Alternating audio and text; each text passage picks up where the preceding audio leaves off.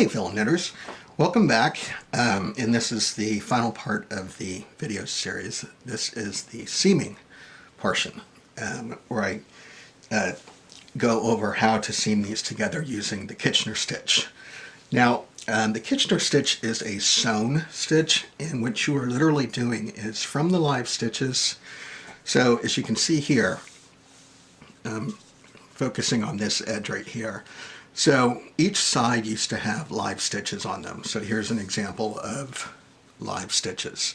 And these are currently held in place with the red thread that I have here until I'm ready to use them to join them to another side that has live stitches to them. And so what you are literally doing is in between each set of live knit stitches, you are sewing in an entire row of knit stitches. So you're actually doing that with a needle and thread. Now there are a variety of ways to do that. I've seen it done where you can knit the Kitchener stitch, and basically what you're doing in that situation is, rather than beginning with the long piece of yarn and then sewing it in, you are actually with each progression of the Kitchener stitch, you are pulling that tail all the way through. So that's one way of doing it, but it's not the one that I prefer. I do prefer the sewing method, and that's the one that I'm going to demonstrate. Now, a couple things. In the actual pattern for this blanket, Janice calls for you to leave a length of tail. So once you get to the top and you do your 45th round in this case, or your 55th round, you leave a tail long enough to then use that to sew the Kitchener stitch between the side. I'm sure there's a way that you can do that. To me, it sounded very confusing because you always have to make sure that you have a tail in the right place in order to stitch together a particular side to another side. With all of these, every single hexagon, it doesn't matter where you are in your blanket, they always meet at a juncture of 3 sides. So of course a hexagon is a 6-sided figure, but when you join them, they all join to one another only by 3 sides in a particular corner. So here's the 3 sides here. If I move this down, here are the 3 sides here. And so like I said, I was trying to think about it as far as, okay, well, I'd want to make sure, like if there was a tail here, I'd want the tail to be here, and then I would use that up. But I'd have to make sure, like I had a tail here to use it here, and then a tail here to use it here. But then going on, I was too afraid of being in a situation where I put a side up into the corner where I don't have a tail. I'm like missing a tail to actually do the work. So I'm sure that there is a way to do that. It's just, for me, it's kind of beyond me. If anyone knows and you would like to put that in the comment section, please by all means do that, because I will stop the way that I do it that I'm going to demonstrate, and then I will pick up with that if you know of a way. Now the other thing too is, in her seaming section where she talks about joining these, she talks about doing it with the border. So there's actually a border that you knit on some, not all, of the hexagons. And then she talks about how to join one flap of the border to the other side, and then from that point coming down and joining the actual hexagon part. So what I've decided to do is I've decided to make a separate video for that. So when I get to the point where I have, for example, if I put the border on these 2 sides, I'm going to demonstrate how to actually join not only the border, but then, also again to seam down from that. In that instance, I believe I will keep a tail. I won't cut off the tail. And then the other thing too is this is a custom made blanket that I'm doing for a friend. And my friend wanted, she wanted one that would fit her king bed. She has a king size bed. And then she wanted overlap. So this is kind of how I've figured out how many hexagons I'm going to need for the project, as well as the sides. She gave me the measurements of her bed, which is this right here, this rectangle. So if you want to think of that as if you're looking straight down on her bed, this would actually be her bed. And so as you can see, there's overhang because she wanted overhang. And then of course I will end up putting a border all the way around all four sides of the blanket. Now, mine's a little different because each corner, one of the hexagons will have border on four sides of the hexagon. So here, here, here, and here.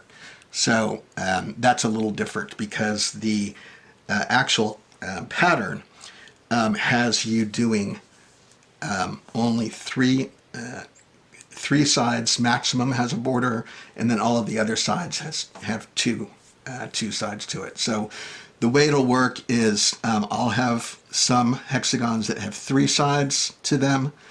I'll have some that only have one side of border, and then I'll also have some that have two sides of border, as you can see there. So it's a little bit different, but if you're actually making the pattern strictly from Janice Hope's pattern, it'll be a little different with regard to the borders. And of course, she did outline which hexagons have borders and which do not, which hexagons have three-sided borders and which only have two-sided borders, and so on. So you'll definitely want to follow that schematic when you are doing hers. Okay, so the first thing that you want to do before stitching these together is you want to weave in any tails that you have. One of the things that I love about using chroma from the knit picks is that there are only 4 tails to weave in total. So 2 from the beginning and then 2 at the end. Now if you're using the palette for all of your colors, obviously you'll have to weave all of those tails in. But the first thing is you do want to do that on the back. Now the other thing, and what I've found is that 150-gram ball of your background, whatever you're using for your background, that's good for about 2 1/4 of the 50-gram ball. In other words, you can get 2 hexagons and about 1/4 of a hexagon out of one ball, 150-gram ball. But one of the things that I like using my kind of leftovers for are Kitchener stitching my hexagons together. Now, of course, I am using the same color as my background color to do that. You can use a different color if you want it to do that. That's perfectly fine. But I did decide to go ahead and just use the same color. Now, the thing that you want to do is you need to figure out how much yarn or how much wool, what length of wool will I need to Kitchener stitch a side together. And I've seen a variety of ways to do that. Some people say you want 3 times the length that you're actually going to sew. I've heard 4 times the length. I've tried that, and I've usually ended up not being able to finish one complete row and have enough tail, to weave in at the end. So the way that I recommend is the following. So you want to start with about 6 to 8 inches of tail. So this is probably 8 inches worth of tail for one side that eventually will be woven in. And then where I've marked that off with my thumb and forefinger, am going to place that onto 2 needles. Like this, because what you're trying to do is you're trying to figure out how much yarn is necessary for each individual knit stitch that you'll be sewing in your when you join your hexagons. So about the right length of yarn required for a stitch is 2 lengths worth if you go around your 2 knitting needles. So like this first one here, that is literally the amount of yarn it takes, or wool it takes, for 1 stitch. So each side has 47 live stitches, so that means I'm going to be sewing 47 actual knit stitches. So I'm just going to go around my 2 needles 47 times. So I'm going to do that, and then I'll come back and show you what to do next. Okay, so I've wrapped this piece of wool around the 2 needles 47 times. So that basically accounts for 47 stitches. And then what I'm going to do is I'm going to account for another 6 to 8 inches of tail, like this. And then this is where I will actually snip the wool. Now, if you're doing the method where you are actually leaving tail onto your work, where you've finished, you do the same thing. Now, of course, you won't have to weave in the portion that's actually attached to your work, because it's already attached. But when you wrap your wool around 47 times, you do want to make sure that you account for tail to weave in at the end. So all of this right here is sufficient, and it's probably maybe 4 feet. I'm not sure, but now the other thing that you can do at this point is, so that you don't have to repeat that every single time, you can just use it as your template for additional pieces, because each side takes the same exact amount.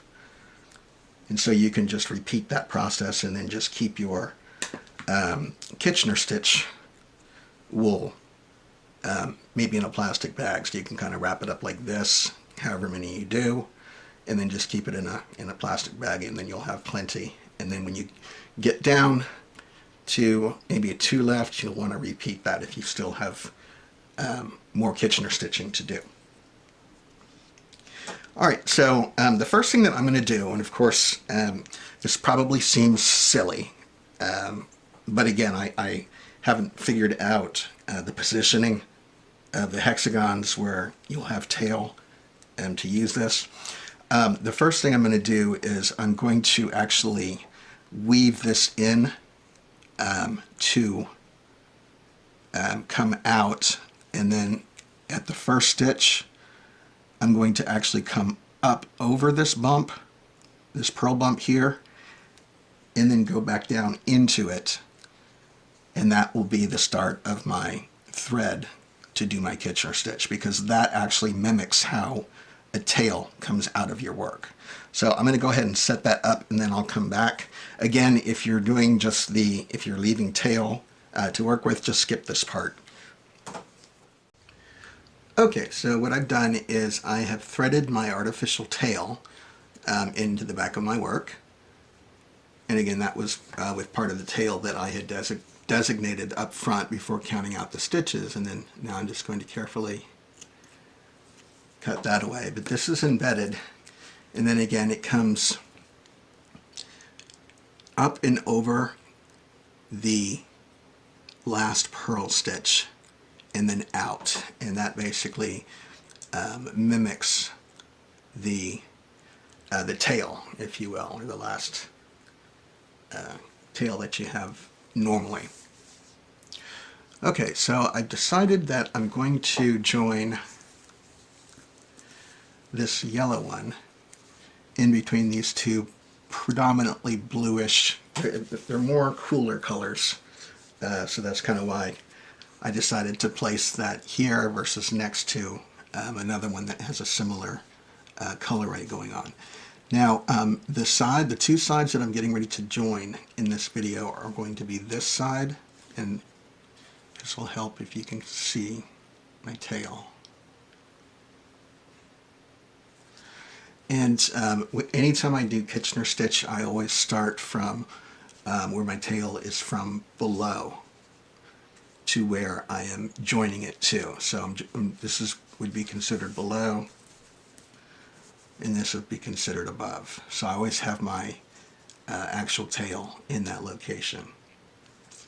So I am going to use my 47-inch US2. You do want to use the same gauge that you use for all of these hexagons. And so what I'm going to do basically is I'm going to put both needles, or both ends of the needles, into two pieces of my hexagon. So I'm going to put one in this way, and then I'm going to put one in this way. And they have to be pointing the same direction. And as you can see, I'm going to start removing stitches from both tips. So I'll be working in this direction. So from center out. And I'll show you the way that I kind of fudge. And the reason you have to fudge is because you have 47 stitches here and 47 stitches here, so they line up 1 to 1, as do the other two joins. So obviously there's going to be a join here where you do 47 to 47, and then 47 to 47 here. That was already done. Now if you do it straight like that, what you're going to end up with is a huge gaping hole in the middle. And so I do a little fudge technique that I'll demonstrate on how to keep that hole closed so that you don't notice it as is going on here.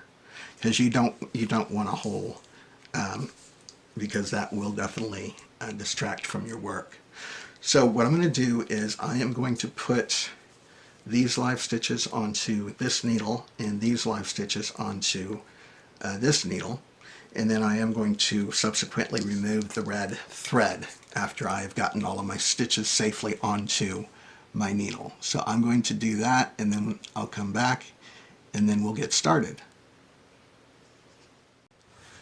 Okay, so I've placed back onto needles my live stitches for the two sides that I'm getting ready to join.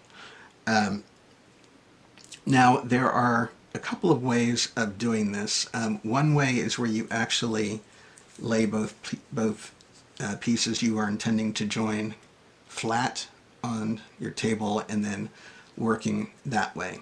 The problem with it in this particular piece, or this particular pattern, is because we're using fingering weight and a US2, that's pretty difficult to do it that way. So the way that I do is I call it the chopsticks method, and that's where you hold both working needles in your left hand, and you have your index finger in between them.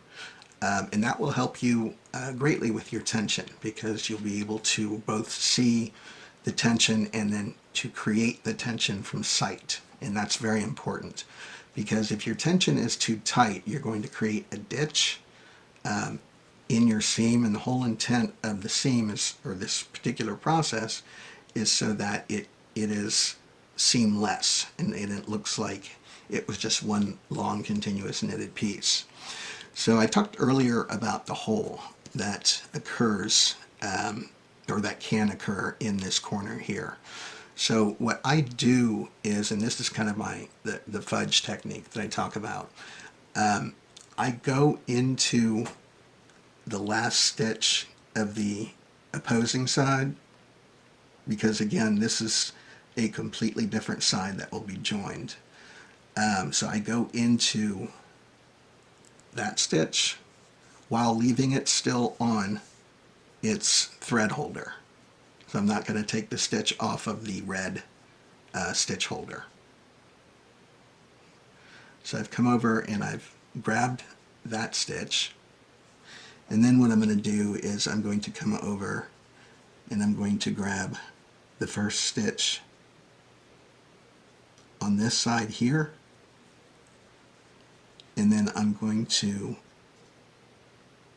grab the middle like that of those two sides that come together.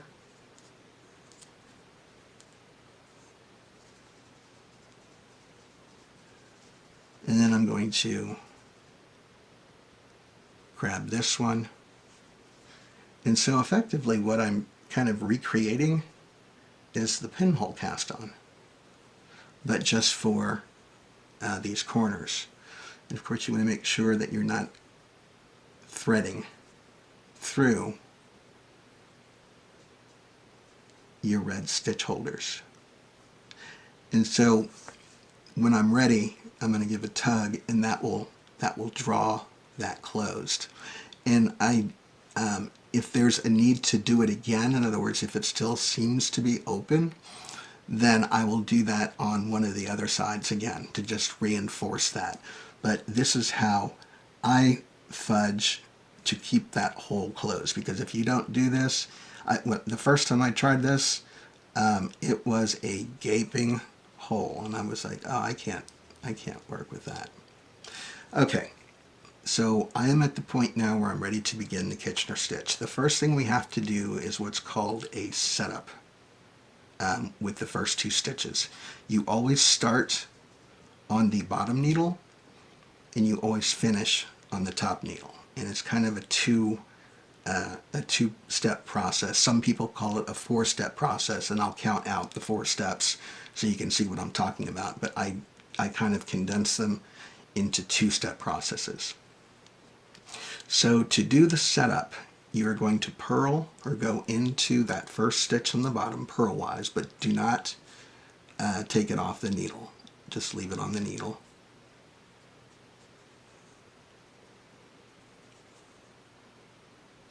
And of course, make sure that nothing is getting snagged that shouldn't be.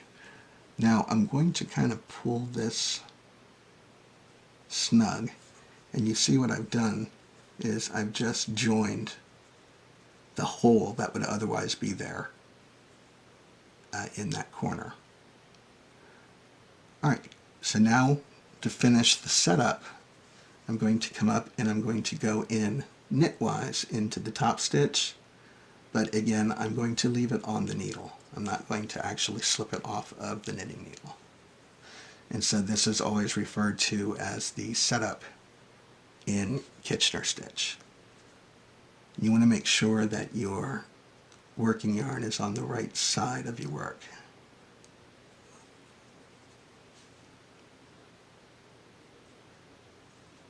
So that's a pretty nice tight corner, which is what you really want.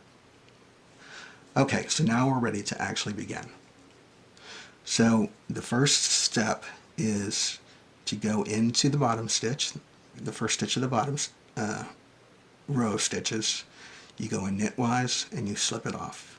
So that's 1.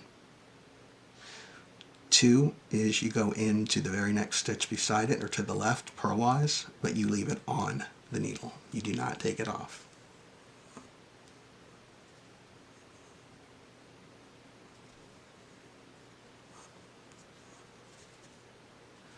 And what I like to do is I like to put my finger underneath to make sure the stitches don't turn into a wave, because that's the tendency in the beginning, is they kind of want to create a curl that curls over, and you don't want that.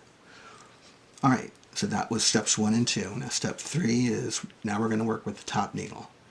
You go into the first stitch purlwise and you slip it off the needle carefully.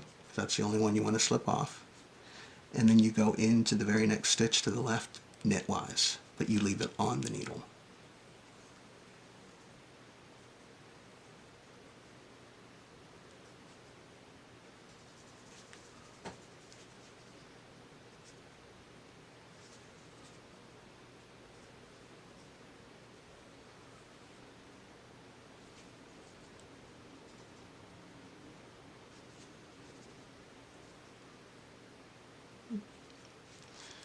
Alright, and now we're ready to do that again. So step 1, go into the bottom stitch knitwise, slide it off the needle, and then go into the next stitch purlwise, but leave that on the needle.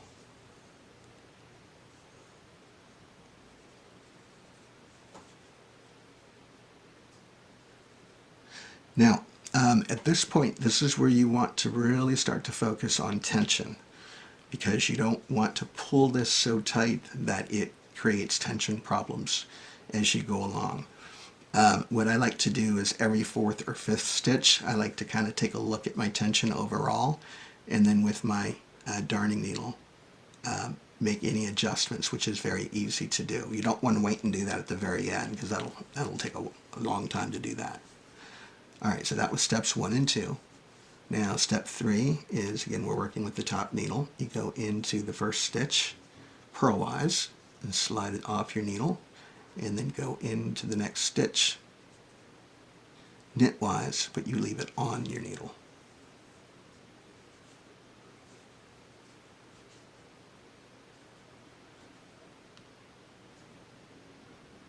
Again, adjust your tension.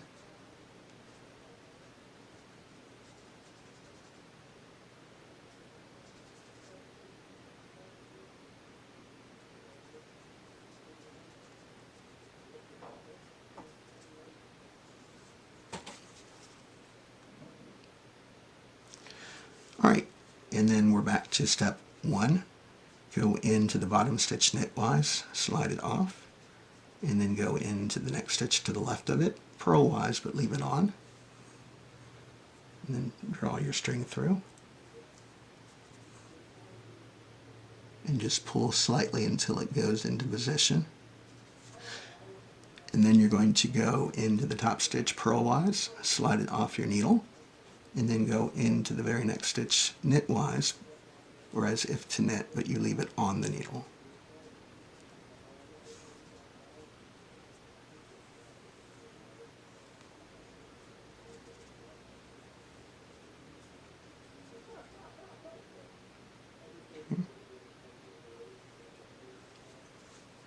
All right, and then again, go into the bottom stitch knitwise, slip it off the needle, and then go in purlwise to the stitch to the left, but leave it on the needle.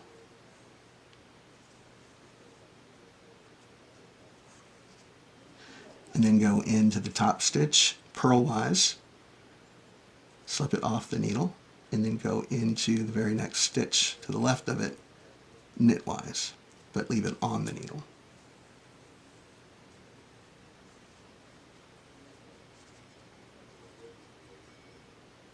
And then just give it a little tug. You don't want to strangle it.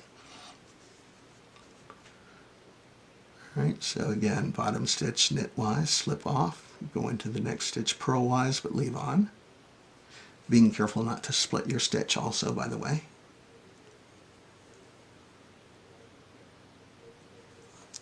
And then go into the top stitch purlwise, slip it off the needle, go into the next stitch to the left, knitwise, but leave that on the needle.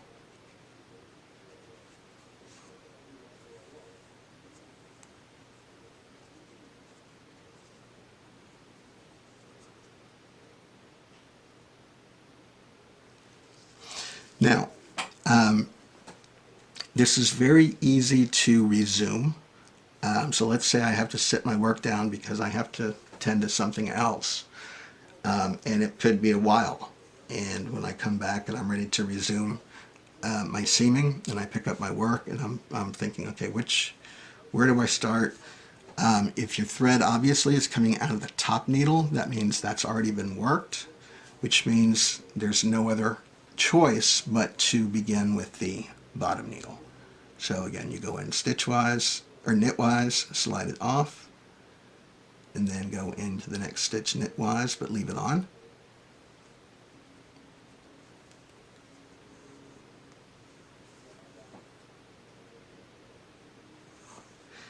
And then go into the top stitch purlwise, purl it off, go into the next stitch to the left, knitwise, but leave it on.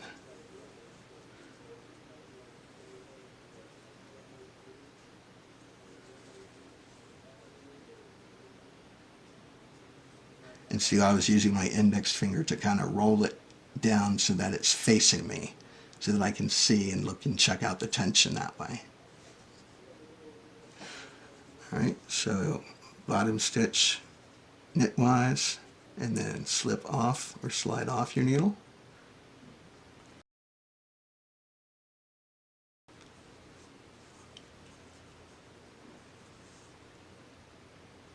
Okay, and then doorbell's ringing, so I set my work down, go to the door, see who it is, deal with it, and then come back. And then I'm like, okay, now where do I begin? Okay, again, if your working yarn is coming out of your bottom needle, that means you're halfway into your Kitchener, your 1, 2, 3, 4 Kitchener passes. So that means I have no other choice but to go look to the top needle, go in purlwise to that first stitch, slide it off, and then go into the next stitch to the left knitwise, but leave it on.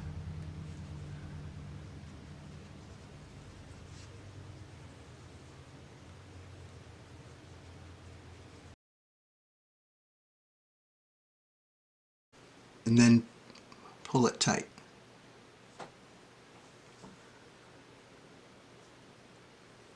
Bottom stitch, knit off, next stitch, purlwise, leave on.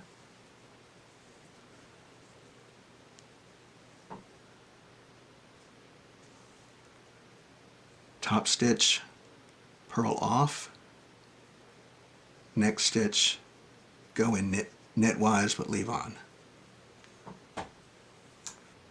So again, watch your tension as you're going on, and then, if you want to stop and make sure that there aren't any weird things going on with your tension, like any kinks, starting to happen. If you do see a kink, like I said, you can go back and with the tip of your blunt tapestry needle, you can go and make adjustments. And I do encourage that you always check your work as you're doing it, because the last thing you want is to just go through this entire process with all 47 stitches and then you notice kinks further down in the work. Well, it's going to be more difficult to do that. You can resolve that, but it will just take, it's more tedious to have to do it that way. So if you stop every so often to make any adjustments, that's what I would recommend.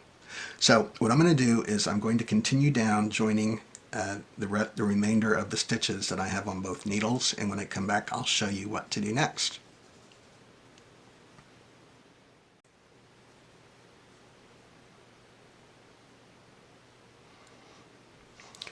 Okay, so I've got 2 stitches left on each needle, and the position that you want to make sure that these final stitches are in, because it's important for consistency with your Kitchener stitch to ensure that it's an entire row that's been completely knitted through sewing this.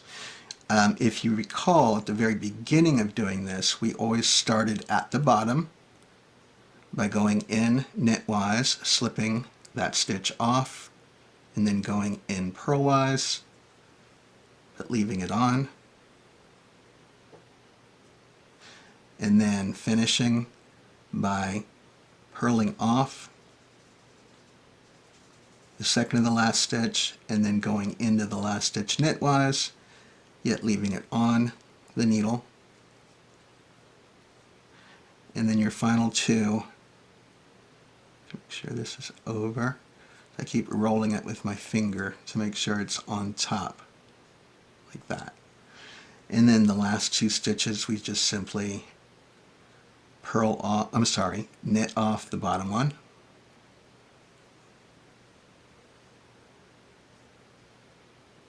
and then purl off the top one.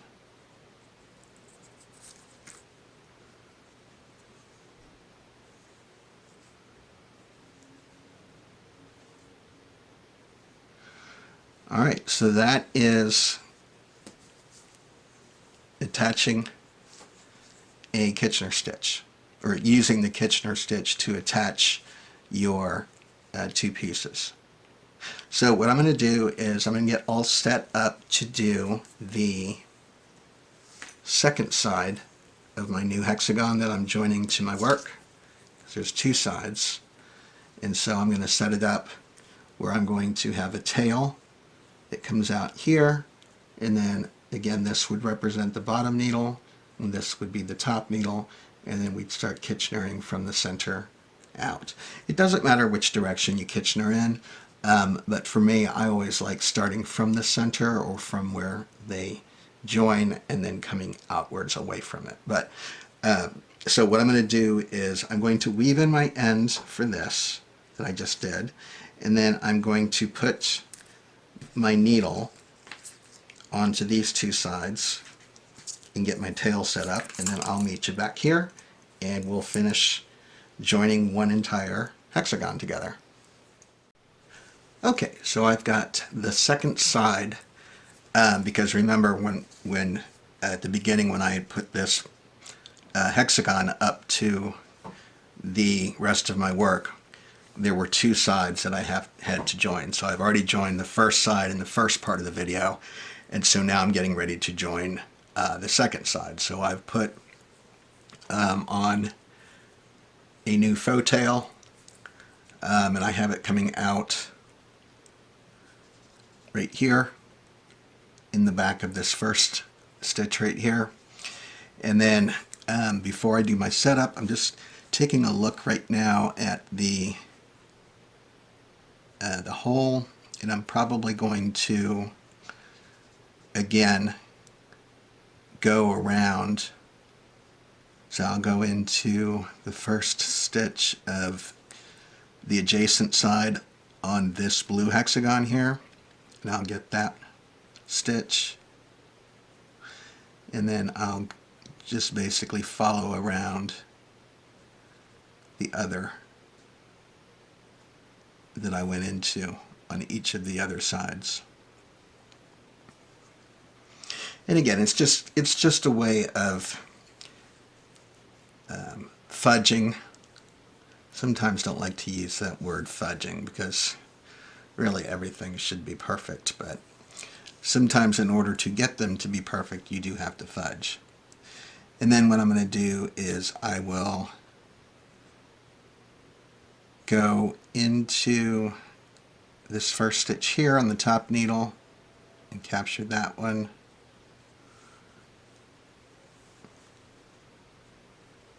I'm just bringing this around, so. And now I will go ahead and start the what's called the setup. So I just wanted to grab those stitches in each of the corner to close up that hole. Alright, so the setup is we're going to go into the bottom stitch purlwise, but we're going to leave it on that bottom needle. And then we're going to go into the top stitch knitwise, but also leave it on the needle. And so that's the setup. So now we're ready to begin the Kitchener stitch, going all around. So again, the first of the four steps is we go into the bottom stitch on the bottom needle, that first stitch knitwise, and then we slide it off. And then we go into the next stitch to the left, purlwise, but leave it on.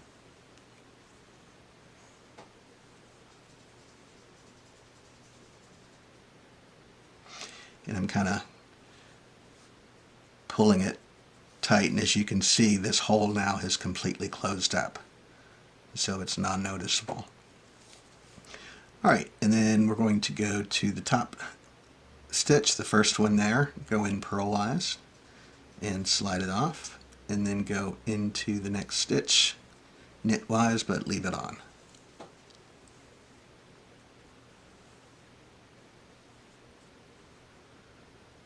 So, and then again in the bottom, go in knitwise to that first stitch, slide it off, and then go into the next stitch to the left, purlwise, but leave it on.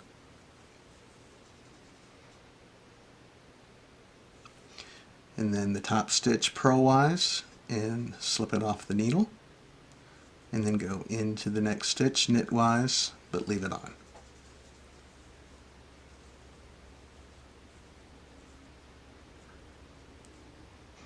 And again, being mindful of your tension. Not too tight, not too loose.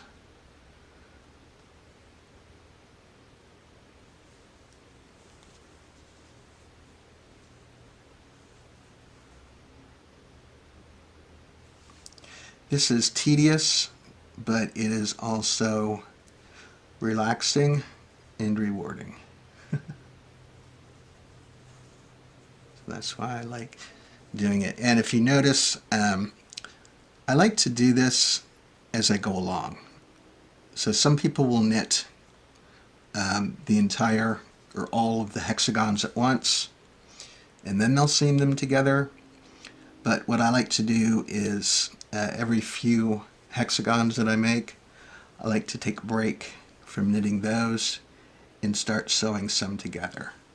So it kind of breaks up any sort of monotony with a project of this magnitude, although I have to say, out of any and all projects I've ever knitted, large projects like this, I have yet to become burnt out from this. I couldn't even put this down if I tried to, because it is so much fun to knit. And of course, each hexagon, it's like a fingerprint, and each hexagon is its own surprise, and it's just out of any project I've made, it is the most fun to do. It is a lot of fun, so I do highly recommend it. And like I said, if you're having trouble with it, that's exactly why I decided to make this knitting series, is to help people, because the last thing you want is to get something and then try and start it and then become discouraged and then set it down, or not see it to fruition. So hopefully this video series will help with that. At least that was my intent with the series. But anyway, I'm going to continue down this side and finish this up, and then I'll come back and show you what it looks like when completed.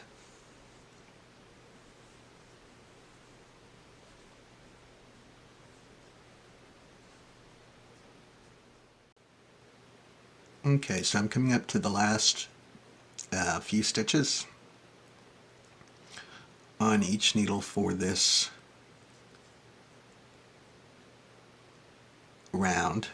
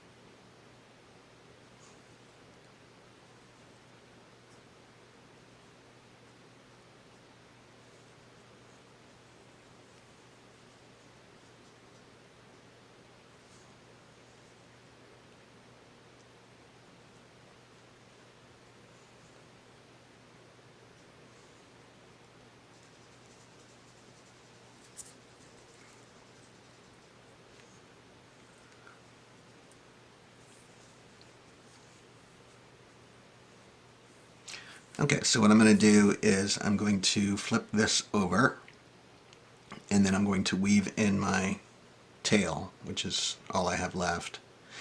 And then I will come back and show you the unballed up version of this. Okay, so this is the finished join. So as you can see, we just added another hexagon to the rest of the work. And of course that encompasses putting it into a corner, with each corner comprising of 3 angles, which happen to be equal angles, but I'm not going to geek you out with math too much. But again, I'll zoom in closer so that you can see how each one of these columns actually form. It's seamless, so it's just, it looks as though it were just completely knitted across or up, because that additional row of knitting that you see in there, that's what you just actually sewed in with the Kitchener stitch. And then of course the other thing to point out too is that the join, the actual corner, we fudged it a bit so that you don't end up with a gaping hole in your work, because if you don't do that, you will actually see that, and it's not very attractive. So that's kind of the first part with regard to seaming these together. I will make an additional video that shows you how to do the borders, so how to join the borders when you do that, because it's a little different, because it's not just it doesn't start off being Kitchener stitch. It actually you have to tack down one side of the border to the other, and there's a specific way to do that that she has demonstrated pictorially in her pattern, but I'll actually show you how to do that, because it's something kind of more and above than just the usual Kitchener stitch, but thought it was important that you see that as well. So until then, happy knitting.